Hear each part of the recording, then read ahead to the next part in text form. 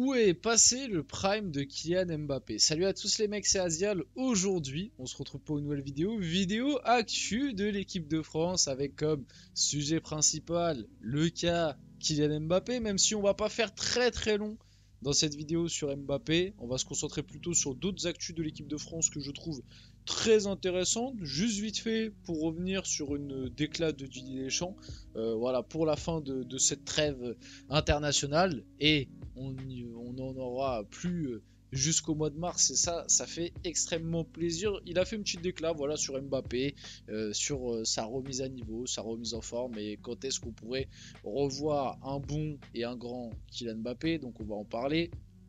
Comme j'ai dit aussi un peu plus tôt, on va voir d'autres trucs sur l'équipe de France, on va essayer de tout parler, voilà, on va essayer de tout utiliser, là, toutes les infos qui sont sorties lors de ce rassemblement, lors des derniers rassemblements, voilà, on va essayer de tout utiliser pour justement partir après sur le football de club pour la fin de cette saison, voilà, et laisser un petit peu le football de sélection jusqu'au mois de mars. Avant que la vidéo commence, n'hésitez pas à la liker, à commenter, à partager, à vous abonner, ça fait toujours plaisir et ça aide pour le développement de la chaîne. Et nous, on va pouvoir y aller dès maintenant et parler du coup de Kylian Mbappé et de la déclaration de Didier Deschamps. Parce que Didier Deschamps en conférence de presse a dit: si vous voulez me parler de Kylian, je vous le redis, laissez-le tranquille, je suis persuadé qu'il va retrouver l'ensemble de ses moyens. Et j'avais envie vite fait de parler de ça dans cette vidéo. L'ensemble de ses moyens, est-ce que, bah voilà, la question qu'on peut se poser, est-ce que Mbappé, on le reverra à son prime? Bon, en vrai, on a déjà abordé le sujet, c'est pour ça que j'ai envie de vous dire, on va pas faire très long. Bon, avec l'équipe de France, il s'est quand même passé pas mal de choses très dérangeantes et embêtantes ces derniers temps qui font que je sais pas, j'ai un mauvais pressentiment autour de Kylian, autour de l'équipe de France. Maintenant, oui, tu peux pas avoir pire que ce que tu as en ce moment, parce que déjà, bah, avec l'équipe de France, il ne vient plus. Donc déjà, juste le revoir, ce serait pas mal.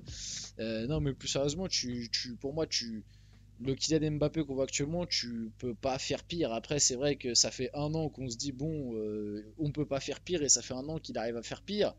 Mais je pense que oui, il va y avoir un regain, en tout cas, je l'espère et je lui souhaite en vrai qu'il y ait un petit regain, même si bon, quoique maintenant qu'il est au Real, en vrai, ça m'importe peu. S'il peut continuer à être mauvais avec le Real, ça m'arrange et comme ça laisse plus de chances aux autres pour gagner la Ligue des Champions. Mais je pense qu'il y aura un regain à un moment, bien évidemment. Maintenant, avec l'équipe de France, je me pose pas mal de questions et même sur son côté, est-ce qu'on le reverra à son prime? On peut pas savoir, mais moi, physiquement, je pense que son prime est derrière lui, ça c'est clair et net.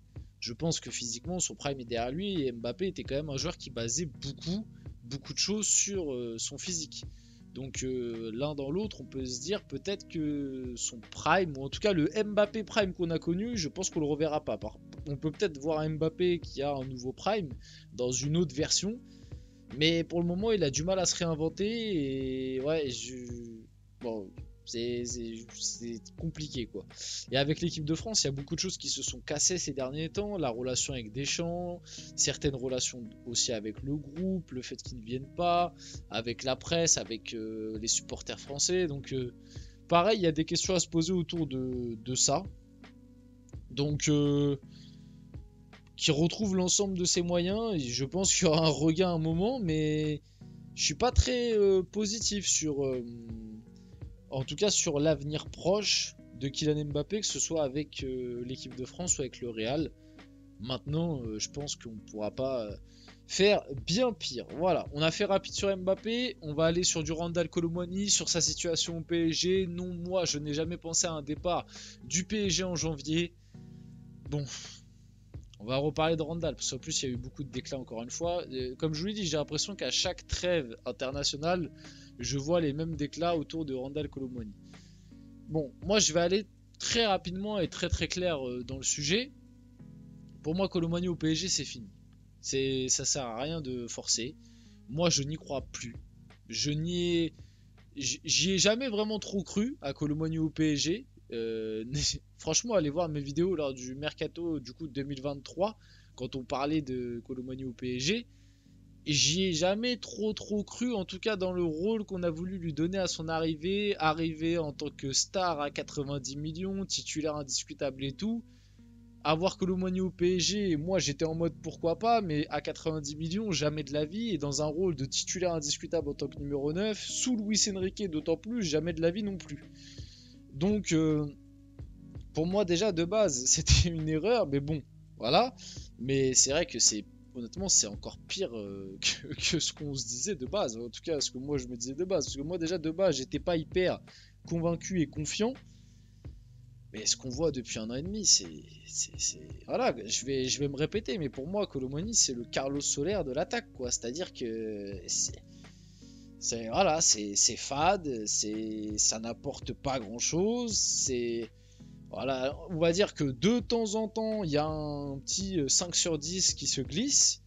Mais grosso modo, depuis qu'il est là, c'est du 2-3 sur 10, quoi. Donc, voilà, bon, pour moi c'est fini parce que on le voit que mentalement avec le PSG il y a de plus en plus de mal, qu'il y a comme une sorte de blocage, limite même j'ai envie de dire qui s'est créé. On le voit qu'avec Luis Enrique il n'y a plus de confiance, qu'au niveau des supporters il n'y a plus non plus forcément de confiance. Ouais, pour moi l'histoire elle est morte et je sais pas si le joueur a vraiment le mental qu'il faut pour rebondir de tout ça. Puisque ça fait 1 an et demi c'est pareil, on a l'impression qu'il est dans le creux mentalement alors qu'au début quand il est arrivé il avait la confiance de Luis Enrique et du PSG et même des supporters. Globalement il a quand même été bien accueilli Colomoni, on lui a quand même laissé beaucoup de temps. Globalement je trouve. En tout cas l'année dernière. Donc voilà, pour moi, il faut qu'il parte pour tout le monde. Pour tout le monde. Pour moi, un départ cet hiver, ça arrangerait tout le monde. Ça arrangerait le club, ça arrangerait lui, parce que de toute façon, au PSG, il a quasiment pas de temps de jeu là depuis le début de la saison, et le peu de temps de jeu qu'il a, il est nul. Donc pour moi, ça arrangerait tout le monde un départ, qu'on se quitte une bonne fois pour toutes et pas trop forcé et trop tard, parce que déjà là, sa cote, elle a chuté, mais voilà, c'est monumental comment sa cote, elle a chuté. Franchement, s'il y a départ, je sais même pas combien le PSG pourra en tirer, mais pas beaucoup, ça c'est clair. Ouais, franchement, hein, pendant un moment, ça parlait de United qui était prêt à mettre 70.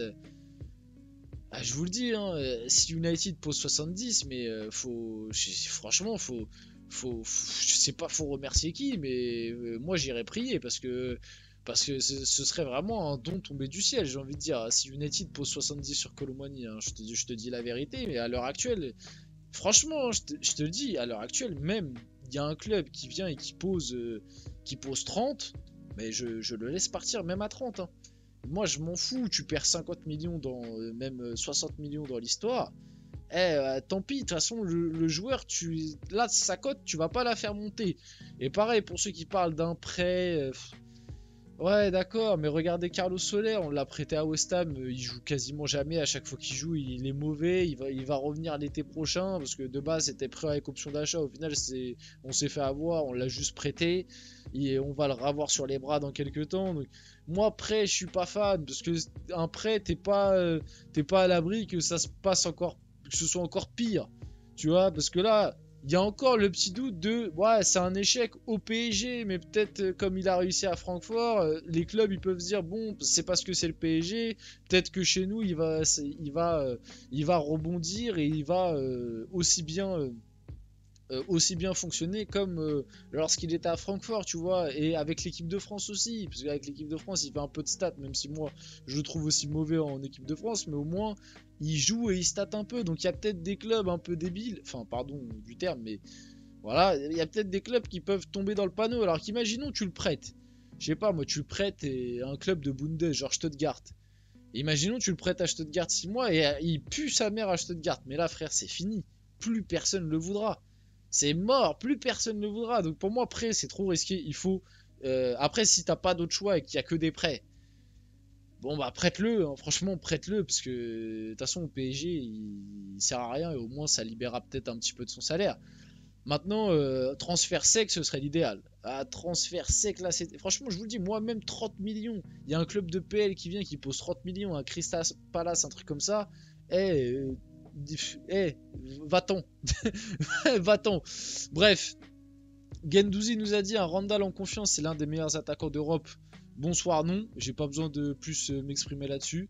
C'est un bon attaquant hein, quand il est en confiance, mais pas un des meilleurs d'Europe. Et Colomoni s'exprime sur sa situation, toujours garder confiance en soi, continuer à travailler, ne rien lâcher. Tout est question de mental, mais justement, c'est ça le problème, parce que j'ai l'impression qu'avec le PSG, tu n'as aucun mental. Ok, c'est bien, tu lâches rien, tu travailles, tout ça c'est très très bien, on peut pas te le reprocher. T'es professionnel, mais sur le terrain, ça se voit pas forcément tout le temps. Et pour moi, c'est pas que de la faute de Luis Enrique qui lui donne pas de confiance, ça c'est une fausse idée.